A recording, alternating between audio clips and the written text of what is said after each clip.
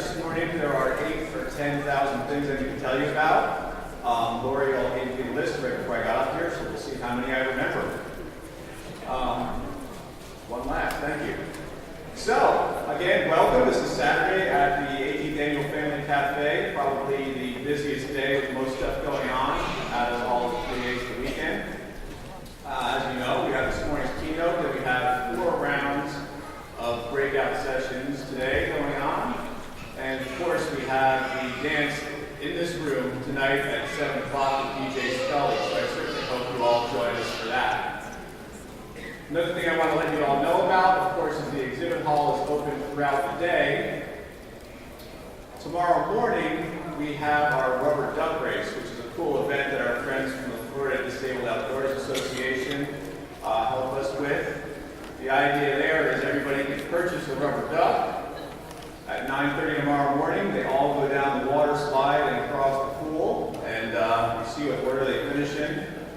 And there's a bunch of good prizes we're going to be giving away for our winners of that duck race. The ducks are $5 each, or you can get 5 for $20 if you want to save a little bit of money and increase your odds. Speaking of giving things away, we have 3 Windows 10 PC computers that we're going to be giving away at the conclusion of this keynote. This guy thinks he's going to win, I can see already. So, in order to be in a position to get one of those computers, you need to have a raffle ticket. You should have got one when you came into the door. Thanks to our Florida Youth Council, who's working really hard this weekend and doing a great job. They're in black t-shirts, you might see them around. Yes, round of applause for them.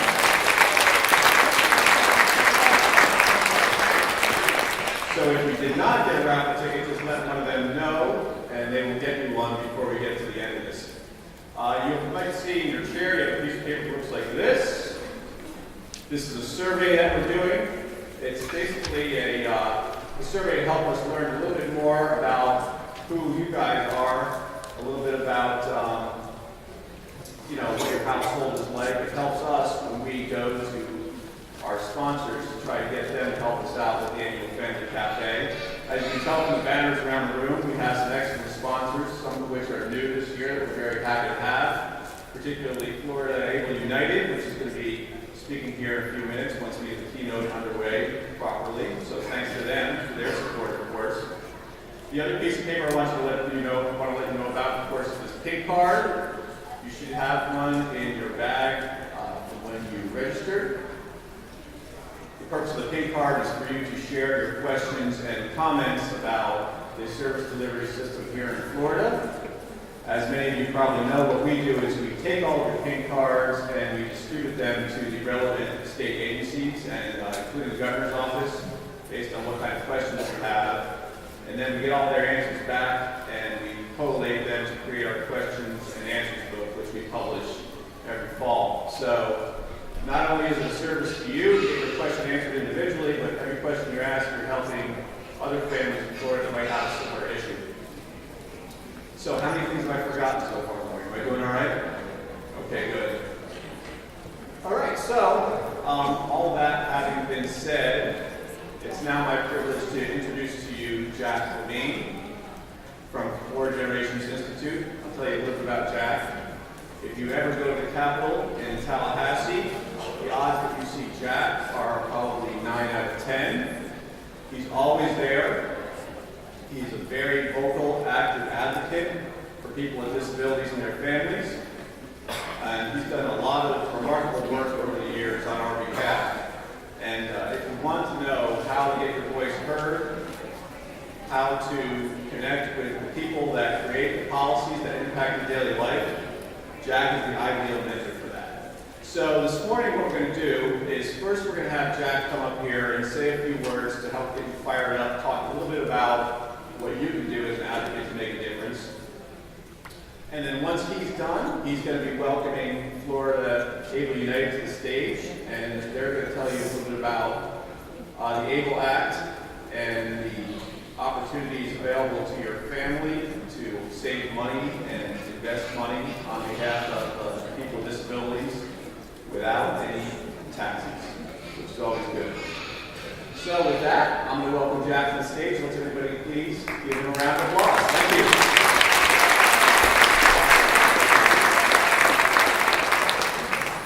Good morning. Mic check, mic check. Can I get a wave from the cheap seats? Make sure you hear me. I want to hear a wave from the cheap seats. Last night, Lori started a tradition. I love Lori. She starts traditions. This is the 18th year of Family Cafe. One tradition she started last night that I'm going to uphold this morning is pictures from the stage. I've got my hot camera here. I need a waving picture for this side of the room. On 3, 1, 2, 3. Good start. Now I need a waving picture from this side of the room. On 3, 1, 2. Here we go. Good, good, good. Now a middle picture. Waving, big waving if you are able. Oh, and a big smile. And guess which group was the best? All of you. All right. So I've been taking photographs now for 57 years. When I was 7 years old, due to the fact that my father was a blind man, my mom gave me a Brownie Hawkeye camera. Is there anyone in this room who's old enough to know what a Brownie Hawkeye camera is? All right. We just did a generational fact check. It was a little box camera, had a little bulb on it, and we used to take photographs with it. That was my birthday present, June 26th. I am hardly ever without a camera since then because I like to capture images of exciting, enthusiastic advocates like you. Now, if you are an advocate, I'd like to hear you say, after I say it, you say it, I am an advocate. I am an advocate. Whoa. I know it's a little early, but I think you're a little better than that. On 3, I am an advocate. All right, now I'm going to test you. There we go. All the way from Port St. Lucie. Fort Pierce? Fort Pierce, got the right county. What does that mean? You said it twice. What does that mean? That means that you combine your passion, where your heart is, and your knowledge, where your head is, combined. But that's not the only part of advocacy. It's heart and head and voca. The voice, the middle of the word advocate is voca, the voice. You can be very smart, and you are. Oh, I know you're smart. Yeah, absolutely. And you're very passionate. I know you're passionate. That's why you're investing time at this great conference in 365 and on leap year 366. But knowledge and passion are not advocacy. Knowledge and passion are the ingredients of advocacy, just like we put together some vegetables and meats to make a stew. What's advocacy is using our voices, voca, to say what we know and what we feel. But not just to anybody, it's to people who make decisions over our lives. You heard it last night from several of our forum speakers.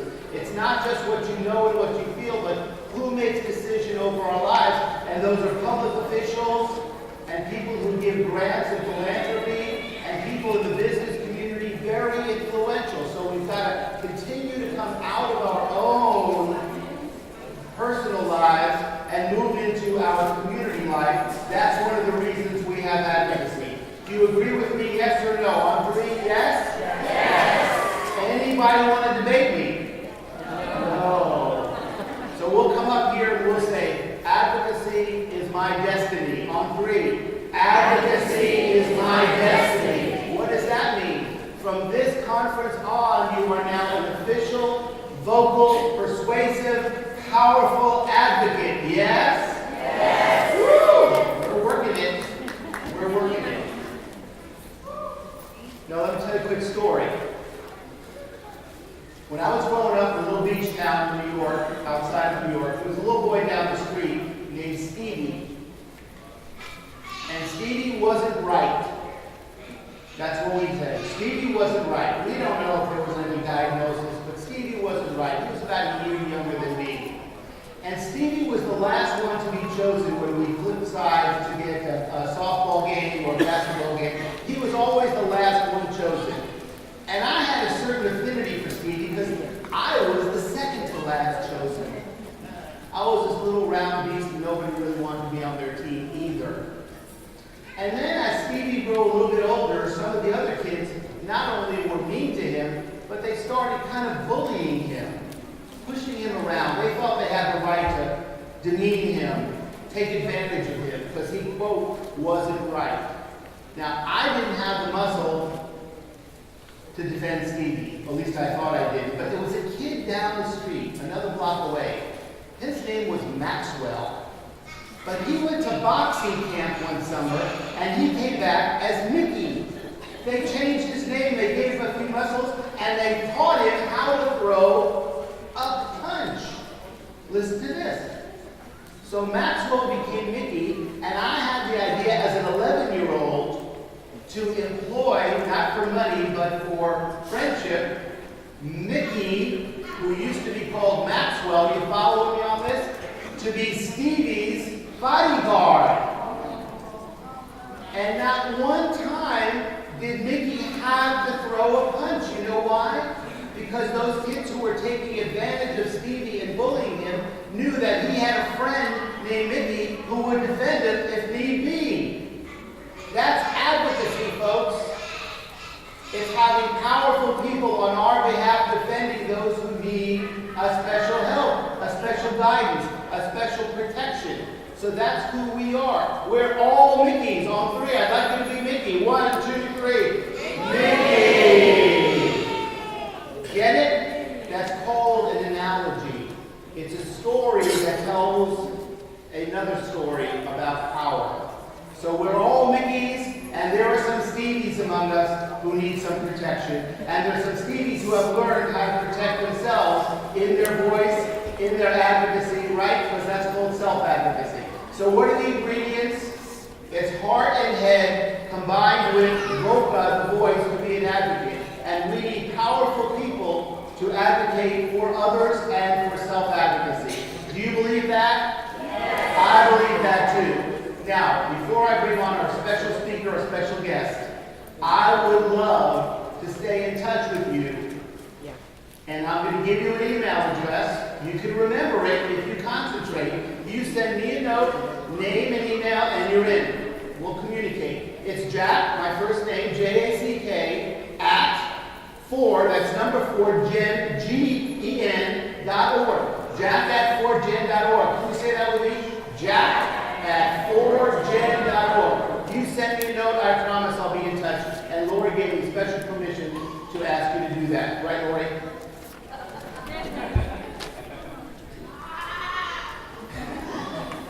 That was very cute. I heard that little laughter after the fact.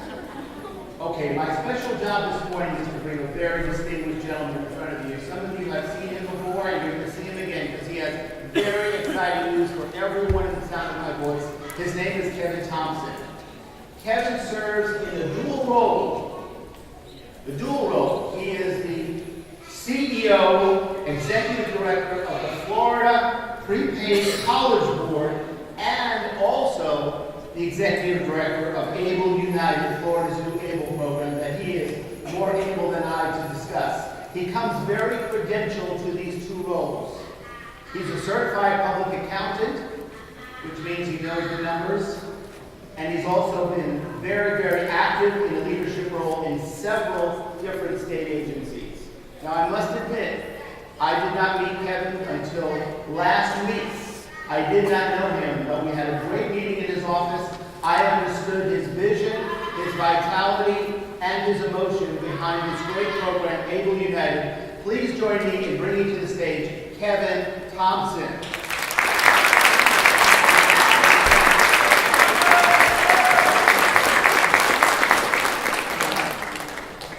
You guys hear me? I want Jack to come introduce me every time. That speech you gave up front there, he's got me so pumped up, I think I can run through brick walls. Thank you.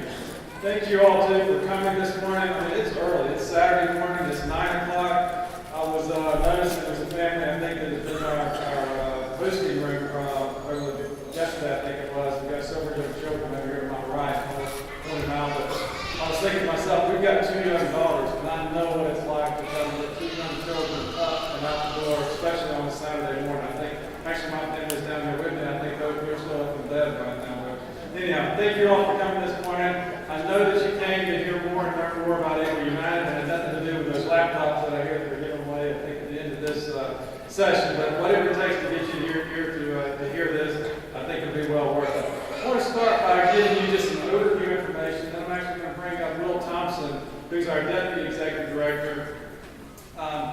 Will and I are not related, but we do both share the last name. But he's our Deputy Executive Director. He's going to walk you through a lot of the details on ABLE, and we'll both be ready to answer any questions that you might have. So let me just share with you a little background about ABLE.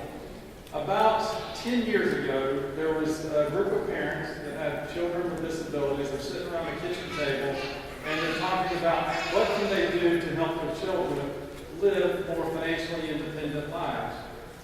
It just did not seem right to them that their federal benefits, SSI, for example, would get cut off if they had more than $2,000 in resources. That just didn't seem right. How are we ever going to have our children become financially independent, they said, with these type of limitations? And so it was that conversation that eventually led, a whole lot of hard work, to the passage of the Achieving a Better Life Experience Act. So if you've been wondering what in the world does this ABLE stand for, that's what it stands for, Achieving a Better Life Experience Act. And this legislation, what it does is it allows states to create tax-free savings accounts for persons with disabilities. And the money in these accounts do not count as a financial resource against SSI or Medicaid. So it's just what those parents that were sitting around that kitchen table, it's just what they desired, and that's what they eventually were able to get. There's one small limitation with regard to SSI, and we'll talk about that in a minute. But the state of Florida's ABLE program is called Able United. And as Jack said in my intro also, I'm the executive director of both the Florida State College Board and now Able United. So you may be wondering, this guy just wants more to do. What's up with that? Why, how in the world did Able United and Florida Prepaid connect? Florida Prepaid, how many of you have heard of Florida Prepaid? Wow, great.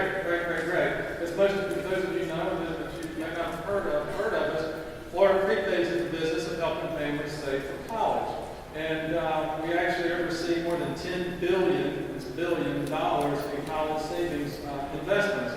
And you're going to hear in a minute that the ABLE accounts, these ABLE savings plans that we're talking about, they work very similar to your college savings plan, except that you can use them to save for disability-related expenses.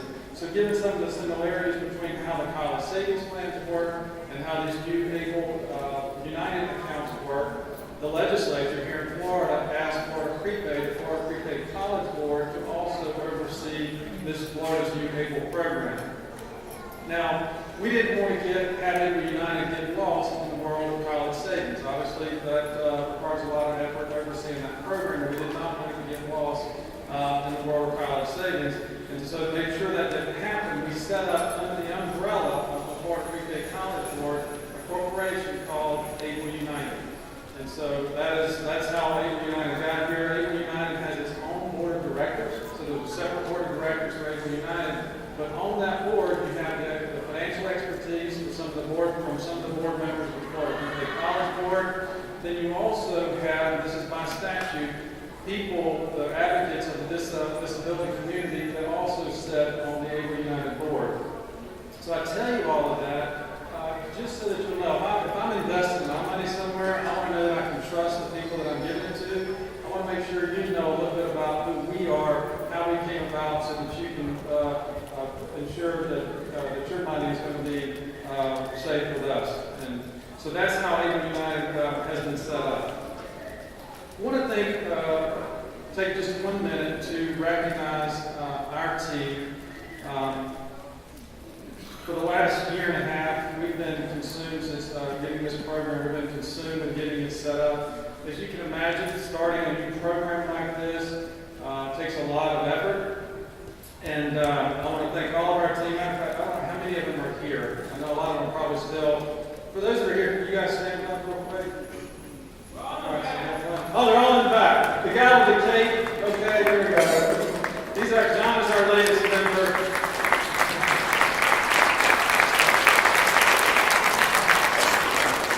John comes to us from Florida.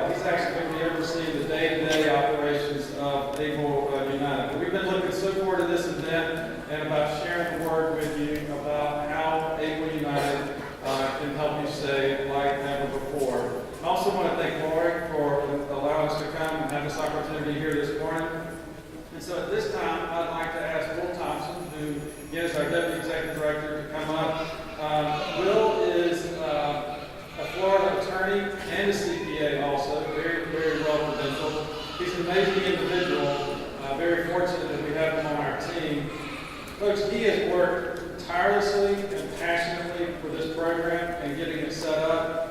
Very appreciative of all of Bill's efforts. He's going to walk you through more of the details on this program. I think before he comes up, we're going to show a short video, and then we'll start walking through the details of it. Thank you all.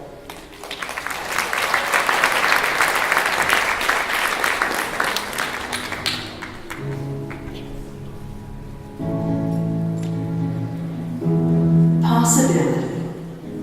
It starts small, when no one is expecting it.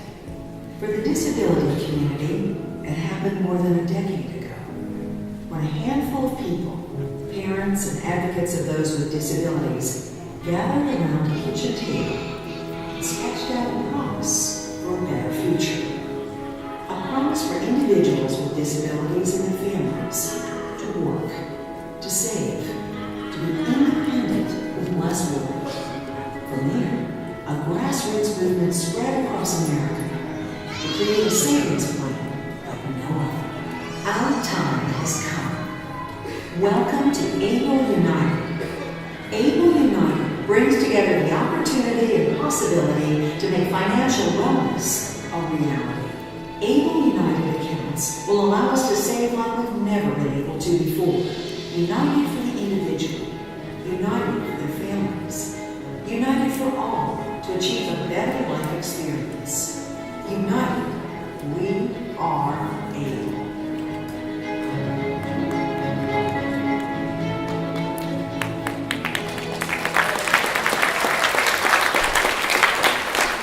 Good morning. How's everyone doing? Thank you all for being here. This is such a great attendance. I know there's a lot of items going on. There are a lot of great exhibits to go see. I know you're extremely excited. Thank you so much for taking the time to learn about ABLE. I just want to touch, we're going to be bringing up some slides so that you can see some things that we're talking about and provide some detail and explanation that you need to know to evaluate ABLE for you and your family. But before I do, I want to speak a little bit about what Jack said, because it made a lot of sense and it really resonated. One, passion. We talk about that so much in the office. It makes a difference if you have people who are passionate about what they do. It's that passion part. But it needs to be combined with the head. That makes sense. But it's not just being smart. You have to have the knowledge. We have to know what is out there. And so thank you for coming here to learn some knowledge about ABLE, to see what has passed due to advocates. As Kevin mentioned, 10 years ago, around the kitchen table, a small idea was the concept of, for Roth IRAs, individuals who are working and saving for retirement can grow their funds tax-free. Families who want to save to go on to college can participate in the Florida 529 or Florida Prepaid College program, that they can save tax-free. These are great concepts. Why isn't this offered for those with disabilities? From there, that great idea, that seed, they advocated. They went to Congress, and they were able to get the ABLE Act passed. That goes directly to what Jack was saying, advocacy. And I see this as the beginning. They started 10 years ago. It has passed. I am here to implement it and show you what has passed and to do everything I can to serve you and your families. But there's still advocacy that can be done. But with this information, you'll have the knowledge, you have the passion to be able to continue on. So Jack, thank you for sharing that. With that, let's talk a little bit more about ABLE. We have some slides just to be able to discuss what is an ABLE account. So, ABLE account refers to the Achieve a Better Life experience. And here's a picture of Jen Sikora, who was at that kitchen table in Virginia with her son, Sean. They had the idea. She wanted to save for her son. Her son is now 13. He wants to travel the world. He wants to go to college. He wants so many things. And of course, she wants to make sure that he has it. So the Achieving a Better Life experience will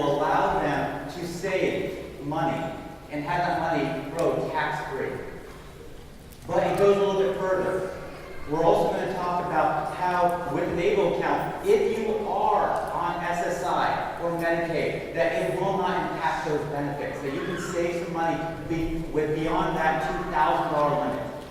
Okay? So there's two sides. You do not have to be on SSI or Medicaid to partake in these accounts. We'll talk about that. But I want to make sure you have two great, huge benefits. We'll talk about some more. One, tax-free earnings for those with disabilities. Two, if you happen to be on SSI or Medicaid or trying to join those programs, that you, in addition to the tax-free earnings, will be able to put some money away without impacting that $2,000 resource limit. Does that make sense? That's high level what we're going to be talking about. We also have a quote here from Andrew Crenshaw, our Florida Congressman, who really pushed and helped make this happen. It is those individuals, they hear it's the advocacy. It is so important.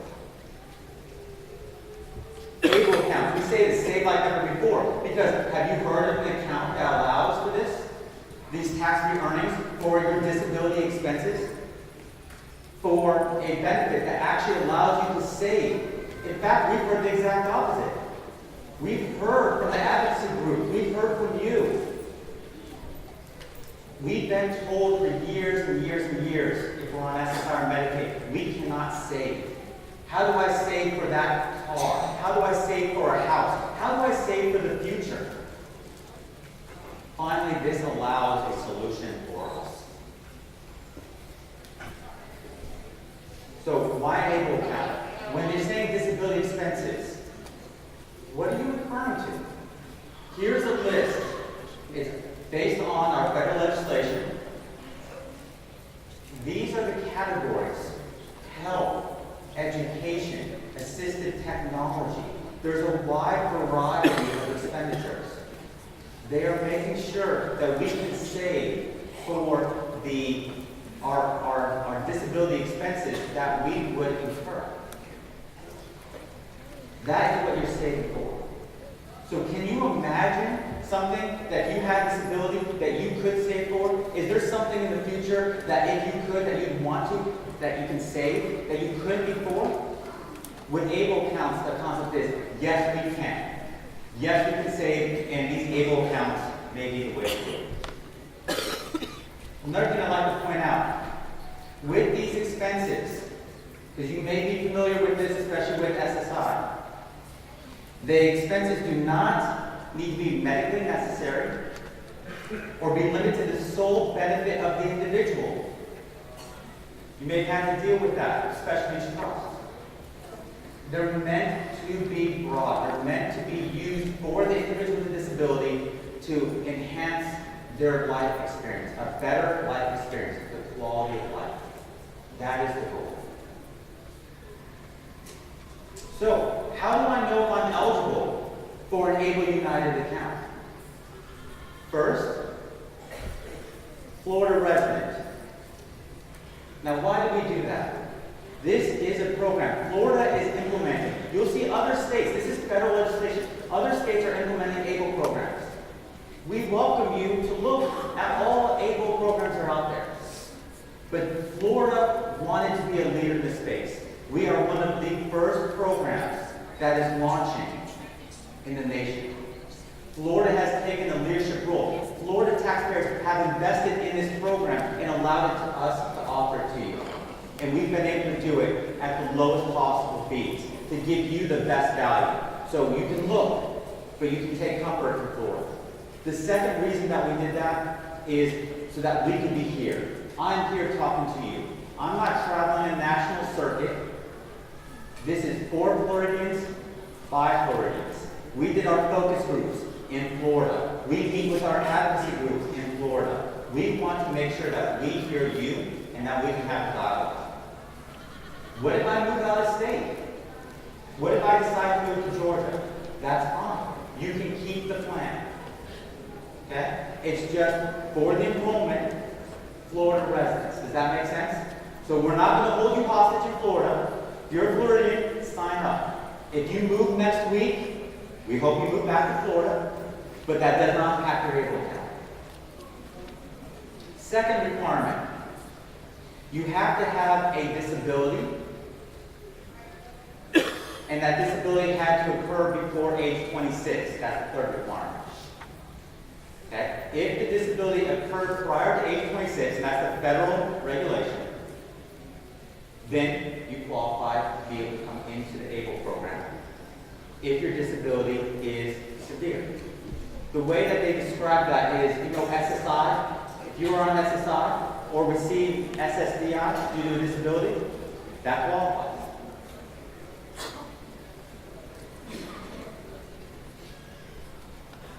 I am not here to receive the documentation and review it and approve it, the long forms. If you're on SSI, you're on SSDI, it applies. If you have a disability that's on the compassionate allowance list, even if you don't receive SSI or SSDI for some reason, for example, maybe the SGA, your income limit, maybe that's the reason that you no longer receive SSI. It still qualifies. You can still have an ABLE account. Does that make sense? They just had to have a way to discuss a disability. This is a program for those with disabilities.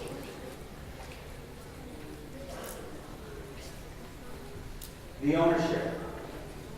The individual with a disability owns the ABLE account. What does this mean? It means those funds are those of the individual with the disability. This is a program for them. The funds can come from anyone. It could be from the individual with disability.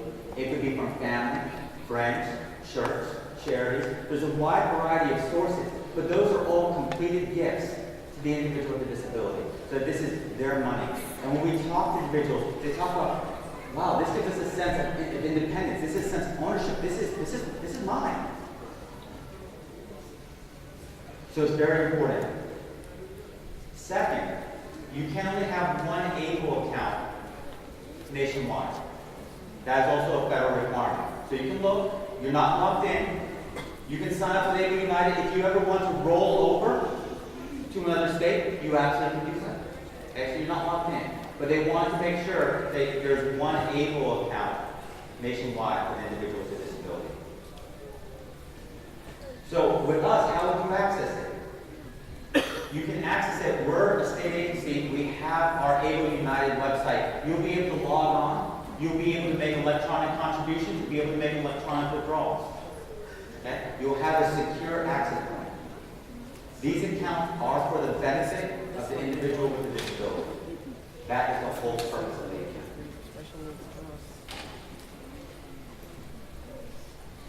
Once again, you do not need to receive SSI or Medicaid to sign up for an ABLE account. It's not the requirement.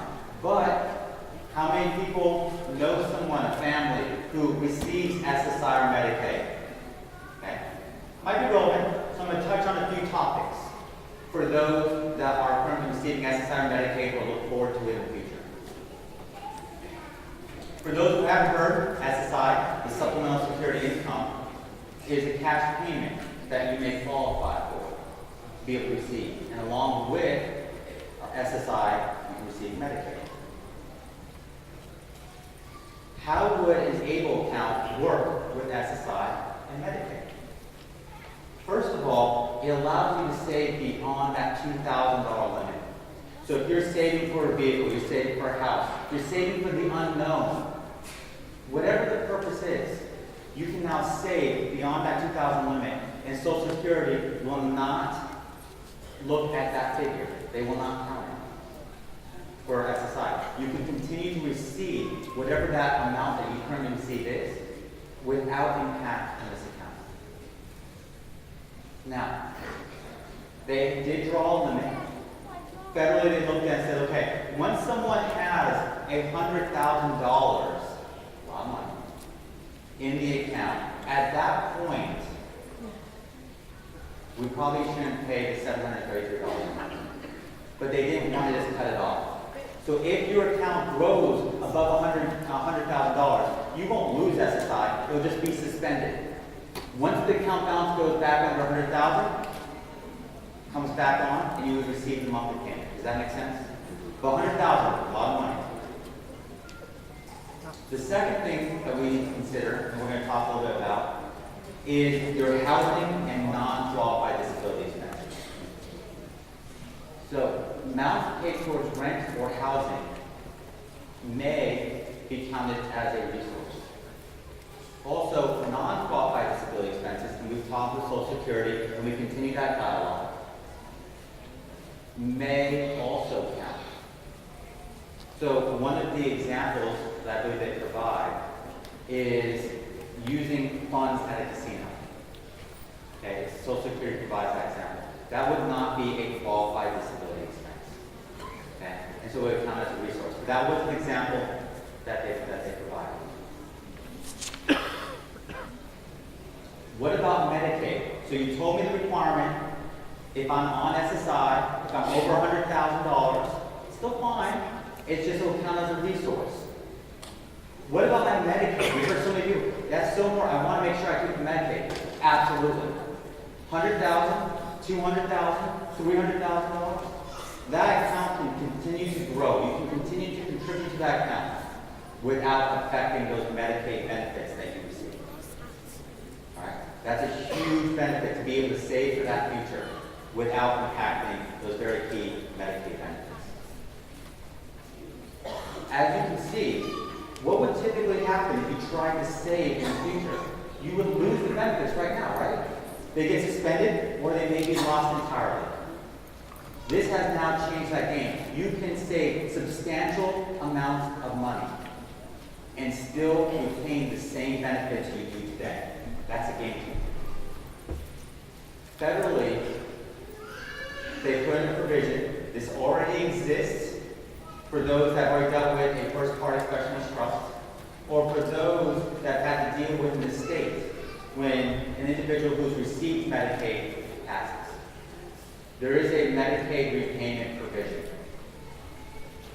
When an individual passes and there's money in their estate, or with a first-party special needs trust, or with an ABLE account. So we want to be transparent. Once again, this is about the knowledge so that you know. If you do receive Medicaid, and there happens to be money in it when the individual with a disability passes away, then first, all qualified disability expenses get paid. Okay? There could be health bills, there could be any outstanding bills, there could be funeral and burial costs. Okay? This allows the payment of all of those. If there's still any money remaining, then a state that paid Medicaid since the time the ABLE account was established could ask for repayment so that they would have those funds to help the next family. If you did not receive Medicaid, or there's sufficient funds to repay Medicaid and there's extra, then the extra money, that money, would go onto the heir, the heir of the individual with the disability estate. Does that make sense? Want to disclose and tell you all the information so that you know. Let's talk about some examples with ABLE accounts and how this could change things. One thing that we heard in focus groups was, I can't receive any gifts. We tell us, like, no, don't send any money because it will put me over my limit. We're watching that. Now with an ABLE account, you can have family members, friends, contribute to this account without impacting those SSI benefits, which is a huge benefit. One question we receive is it tax deductible? It is not. Contributions to an ABLE account are not tax deductible. But once again, those funds can sit in there and they can grow tax-free. And it won't impact the SSI or Medicaid benefits. How much can I contribute? Like most items, like with our retirement accounts, there's limits. With an ABLE account, it's $14,000. You can put up to $14,000. You don't have to put any money in. You can put a little bit of money in. That's up to you. The maximum amount is $14,000 from all sources. Okay? So if I contribute $5,000, my family contributes $5,000, and say my church wants to contribute $4,000, that's the $14,000 in total. Does that make sense? Per year. And it's a calendar year. Excellent question. It's a calendar year. So these accounts are available July 1st. You sign up, you put in a few $1,000s a month, say that you have $6,000 by the end of the year. Come January 1, you can put in another 14,000. Okay, so you already have that 6,000 in there. You put another 14, it just keeps going, and you can grow as much as you want. You can withdraw anytime that you want, and we're going to talk a little bit about that.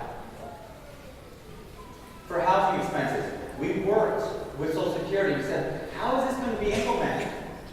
The federal legislation says that payments for housing would count as a resource. How would that work? So they helped clarify for us.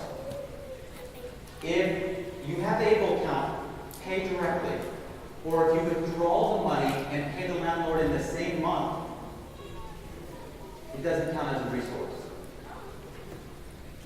Okay? We learned that from their prompts, the manuals that they provide. What they did say is a countable resource is if you pull the money out for payment to your landlord and you hold it. You hold it to the next month or a following month. At that point, they're like, this was meant to pay rent and you're holding on to it. It seems like a resource. So that's how it's distinguished. Does that make sense? You pull the money out or you pay directly in that month, in the month that you owe the rent, not a resource. You pull the money out, you hold it into the next month. Say I pull the money right now, and I sit, it comes July 1, I'm still holding the money. Then that will count as a resource. But if I just pay in the same month, it's not a resource. Once again, providing the information, this is the Social Security rules. The idea is they have provided a way for us to pay housing expenses without it affecting the benefits. Okay? This is actually very good with Social Security. We can work. If you're looking to pay housing from your able account, contact us. We can discuss this in greater detail. Retaining withdrawals. Right now, there's reporting if you to Social Security about your assets. They wanted to recognize that you might need to pull money down and have it for a future expense, but you don't want it to count against your 2,000 limit. They call that a retained withdrawal. You're retaining the money that you withdrew. If it's for a qualified disability expense other than housing, for an upcoming, in this case, health-related expense, or maybe it's for transportation, as long as you can say that money is for this upcoming expenditure, it doesn't count. The idea is if you pull the money down and you don't have any reason for it, they assume it's non-qualified. There's no purpose for it. But the idea is you pull the money down. This is for my health expense. This is for my transportation expense. They want you to be able to have the money without penalizing you. So that, remember, that applies to individuals receiving SSI or Medicaid. Just because you are, let's say they receive SSDI, or you receive neither program, you can still have an ABLE account if you're eligible. And none of those criteria would apply because those are SSI specific. So what would I need to do to have an ABLE account? You would enroll online, ableunited.com, available July 1st. We're here to share the information so that you can start evaluating to determine if this is right, if this will help you and your family. And that you can talk with us. We have a hosting room, we have a booth. We're here to answer your questions. We're here to share some information and see, is this something that'll work for you? If it is, you'll be able to go on July 1st or later and enroll. It'll take about 15 minutes to complete the online application. You do not have to submit any documentation to me, no medical requirements of you to scan. We just need some information so that we can report to the IRS and Social Security about the accounts. We have some questions. What if the individual with disability is under age 18? Or what if they cannot sign up the account themselves? Then another authorized person can sign up on their behalf. A parent, legal guardian, someone with power of attorney. They can sign up on behalf of the individual with a disability, and they can administer the account on behalf of the individual with the disability. The owner is still the individual with the disability, but they absolutely can have someone assist them in the administration of those accounts. Contributions. Once again, each year, each calendar year, up to $14,000 that we contribute. You can go online and you can contribute the funds. You can send, if you'd like, you can send a check to an address that we have available for deposit to be able to allow those funds to go in. You can set up for payroll deduction. You can set up for an automatic withdrawal. I'd like to put $100 a month into this account. And we're very excited that we're working on a gifting portal that will allow family, friends, whoever would like to contribute to these accounts to be able to go online as well, provide information, and submit the funds into the account on behalf of the individual with disability. So we're trying to make it as easy as possible to allow those funds to go directly to the account so that you don't have to worry about taking possession of the funds and then have to turn them over if SSI or Medicaid is a concern. Does that make sense?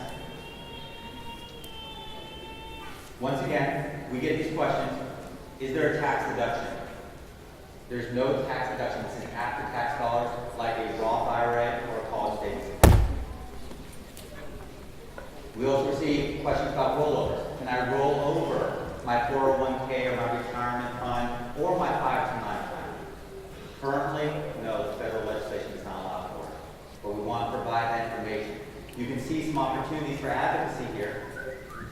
But we want to say, here's the start, and here's the knowledge of seeing what's already developed and see how much this can help and how good the future could be from here. Once the money is in the ABLE account, what happens to it? Well, what are you saving for? We have a great breakout session after this keynote at 11 o'clock. We have a representative from ABLE United, Brandon Gilpin, and we have a certified financial planner and a Florida attorney specializing in special needs trusts here to speak with you to answer your questions, whether they be about special needs trusts, investing, or ABLE accounts. It's a great breakout session. It's right past the exhibit hall in the celebration area. You can ask, there'll be plenty of people going down there because it is an amazing event. We have some great speakers to answer your questions about investment and special needs trusts. These are the investment options that you can choose from. So what you will hear is, if you're looking short term, I want to put $100 in, and I plan on taking the $100 out in 2 months, you probably want to be in a more conservative option, like a money market, to have access to those funds with very low volatility. But perhaps you're looking longer term, and you want to grow. You want to be invested in stocks or bonds. And our certified financial planner will help explain a lot of the details. What is a stock? What is a bond? What should my considerations be? That's the breakout session at 11 o'clock. These are our 7 investment options. You get to pick. You get to direct how the money is invested. Withdrawals. You can withdraw at any time for any reason. And I want to make that clear. Wait, you told me this is for qualified disability expenses. The tax-free benefit is for the qualified disability expenses. But I do not want you to walk away thinking that I'm imposing any restriction. This is your money. This is your money. You can withdraw it. You do not need to ask my permission. You do not need me to say, yes, you can have it. This is your money. If you ask for it, we will provide you your money out of your account. If it's for a qualified disability expense, those earnings are tax-free. If it's not for a qualified disability expense, those earnings may be subject to tax. Does that make sense? But this is your money. You put the money in, you want it out, I give you the money, end of story.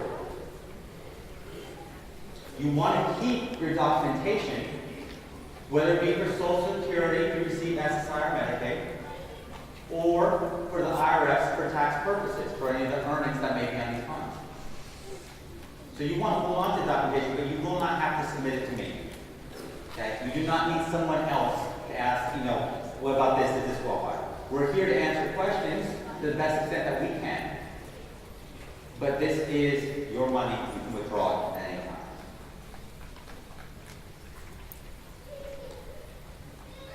Where can I learn more information? We have a hosting room.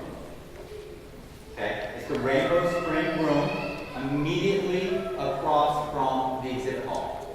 We also have a booth in the exhibit hall. We're happy to answer your questions. We have a ton of great giveaways. We have a photo booth. If you'd like to take a photo, we have free t-shirts. There's always some t-shirts here.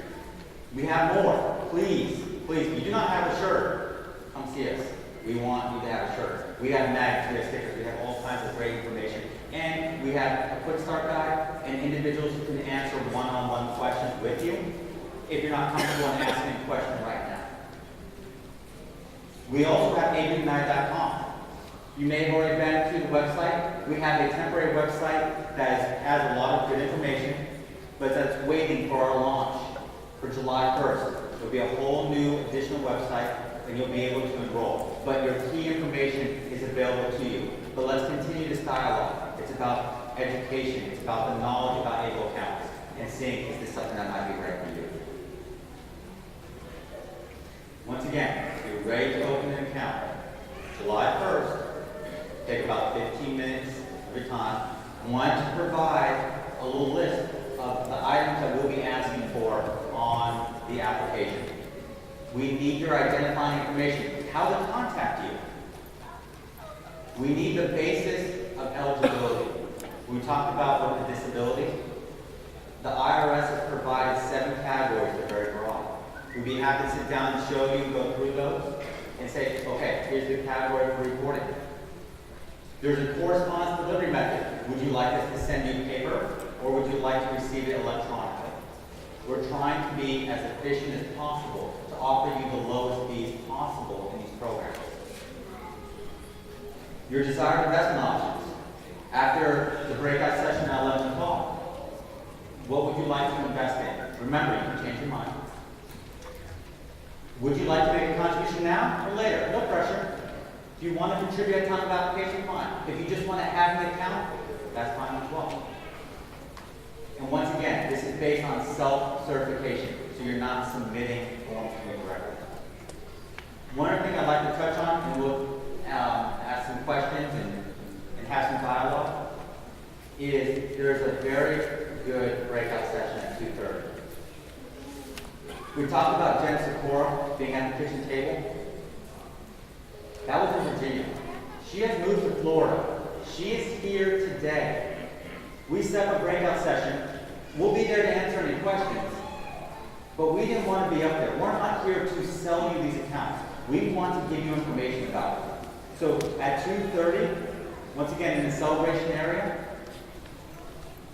we are offering individuals who are looking at signing up an account, who are interested, who have advocated for this, to explain, why do I want an able account? How may this affect me? It's kind of what we're calling hear from your peers.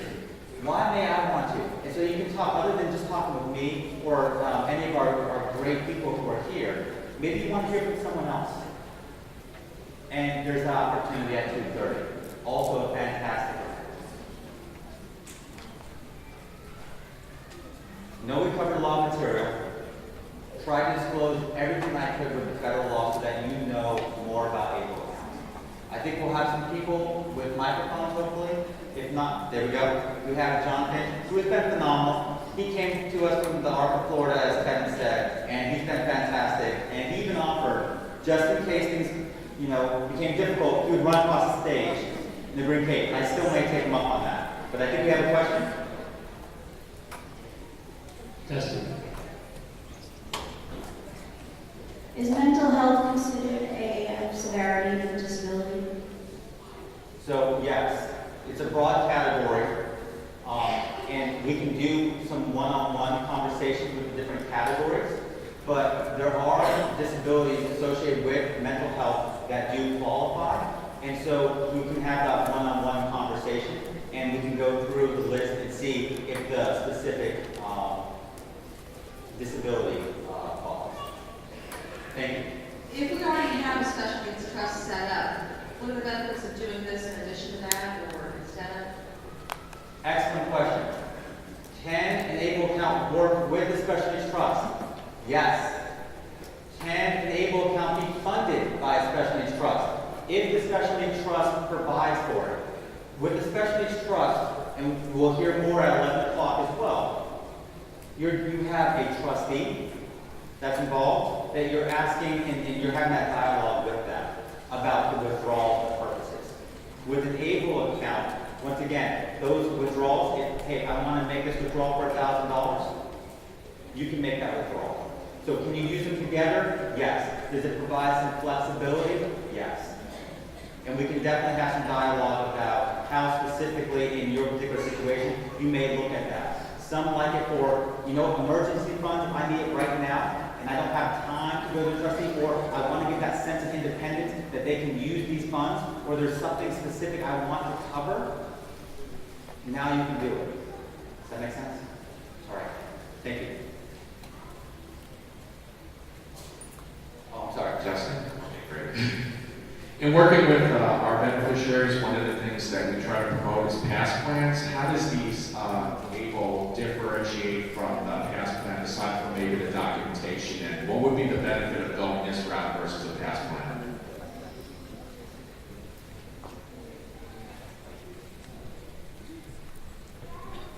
I'm not familiar enough with the past plan that I feel comfortable providing that. And it's an excellent question. And we've been trying to learn as much as we can, as quickly as we can. But it's very important to us that we provide the answers, and I don't want to just throw out. For example, I'd like to talk with you some more if we can have some dialogue, and then make sure. We've been working to build our relationship with SSI, with DCF, a whole bunch of state agencies, advocacy groups, etc. But I want to make sure the requirements. In general, the federal law provides that if there's a federal component to any program that's means tested, in other words, they look at the assets, the money, the resources that you have available to you, that ABLE accounts are excluded for that purpose. Does that make sense? That's the general. But let's have some more conversation. John? Yeah, I got a question about tax. You said that the cap is $100,000, $14,000 annual contribution, post-tax dollars. Okay, so I'm taking it that this is an investment opportunity for people with disabilities to say, try to grow some background dollars. Now, let's say I decide I'm disabled and, I need a vehicle instead of trying to get public transportation, what have you. So I take, say, $30,000 of my post-tax dollars, buy a car that's been specially outfitted for me. Now, this is going to qualify. But let's say I can function in a car that doesn't. Is this going to, again, tax me on the money I've already paid tax on? Okay. Excellent. There's a lot of good questions. So I'd like to break out a couple of components. First, I'm putting in after-tax dollars. It grows, I withdraw those funds, and let's say that I have to pay tax. It's a non-qualified expense. Do I have to pay tax on the money I've already paid taxes on? No. No. The tax could only be on the earnings. Only on the new earnings on the funds. And that's for non-qualified disability expenses. Okay. The example that you gave, sir, was the purchase of a vehicle that was fitted for a disability. That is a transportation expense, a qualified disability expense. The question was with respect to taxes in the IRS. Okay. That would qualify for the tax purpose. Okay. Everything that, your example, you wouldn't have to deal with taxes in that example. The $100,000 was another comment that gentleman made.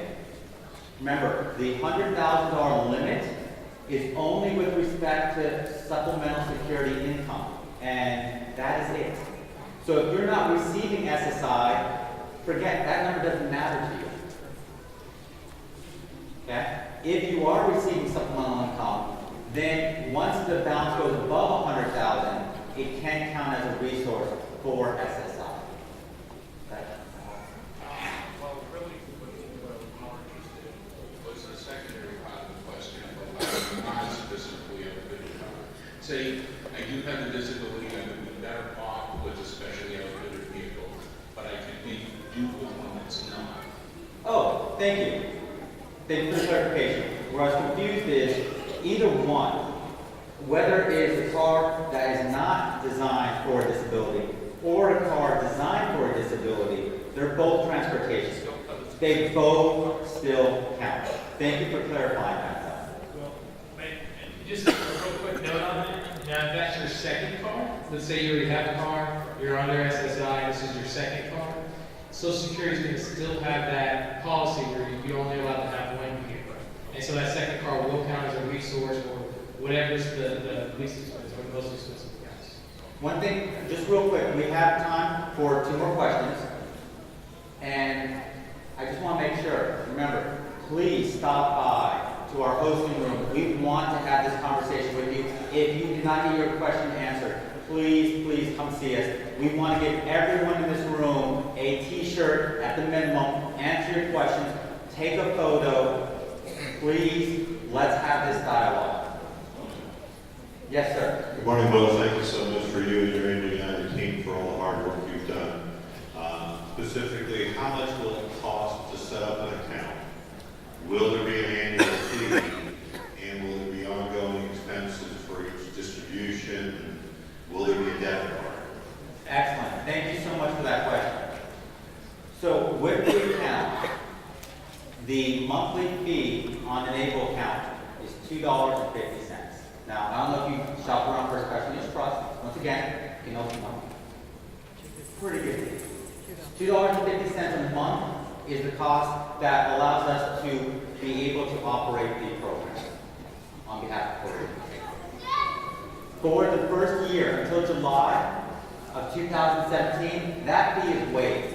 So if you want to try out an ABLE account with no monthly fee, absolutely. Come July 1, you can sign up. We will not be charging the monthly fee. If this works for you now or in the future, the fee is $2.50 a month. Total of $30 a year. Okay? We have. Yes, sir. Okay, you've given a great talk, and it sounds stupid for true. So, I mean, if you get SSDI,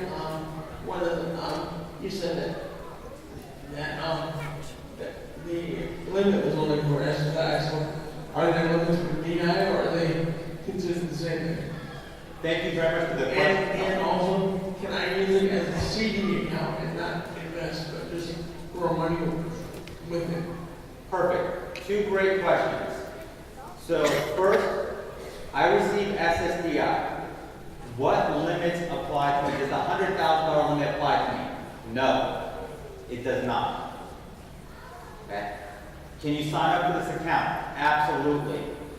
You receive those benefits. You can sign up. Also, the question was, right now, I don't want to invest in stocks or bonds.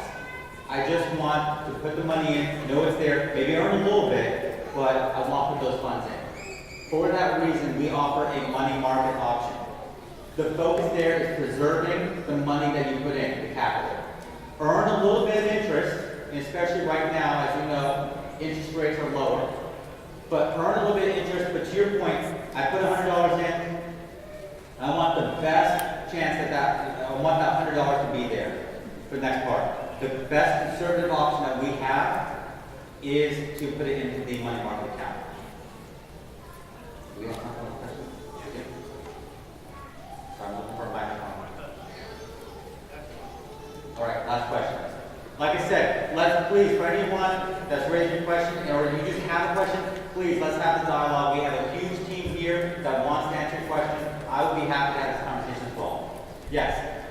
So July the 1st, if I want to go in and do an April account, can you just put only, when you're starting it, the whole 14,000 in if you want to, and then you're no more the rest of the year, or the first time you start it, can you put more in it than what you want, than 14,000? Thank you. The maximum amount per calendar year is 14,000. You can put in a little bit at a time, or right at the beginning you can put 14,000, or you could wait. It could be, say, around Christmas, and you put the whole 14,000 in. In total, $14,000 per year, regardless of when you contribute that, per each calendar year. So, starting July 1, sign up for an Annual Family account, contribute any amount between 0 and 14,000, and come next January through December, you can contribute another up to $14,000 per year. Whether it be you, family, friends, whoever would like to contribute on your behalf. Thank you so much for this time and this conversation. I really appreciate it. Thank you. Thank you so much.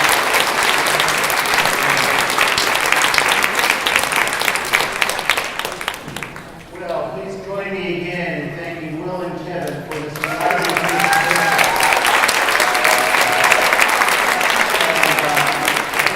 A couple of key points, and then we're going to have a benediction and then a drawing, or two. 3. Lori's giving me the numbers.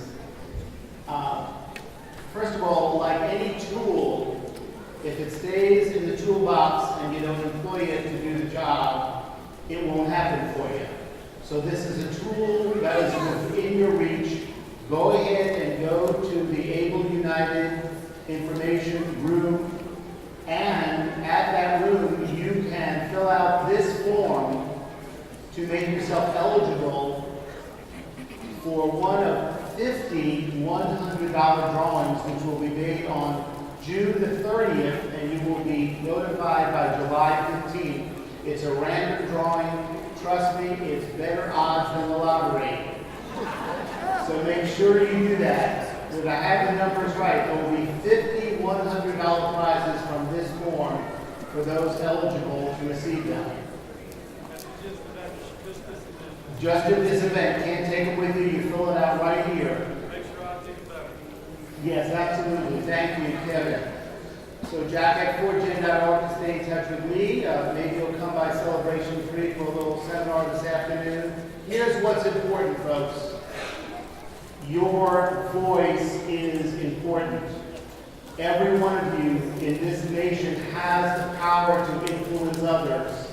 Across the back fence, across town, in our state capitol. It's a question of whether you will exercise that power. Would you please do me the favor of holding the hand of a neighbor? Hold the hand of a neighbor. Hold the hand of a neighbor. And repeat after me. Ready? Thou art my child, my parent, and my elder.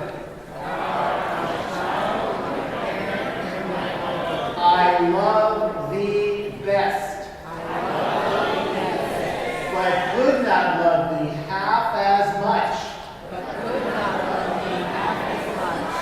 Loved I not all the rest. Okay, now you know it's 4 lines and they rhyme, so we're going to do one more time. Con fuerza. Una mano la otra y las dos la cara.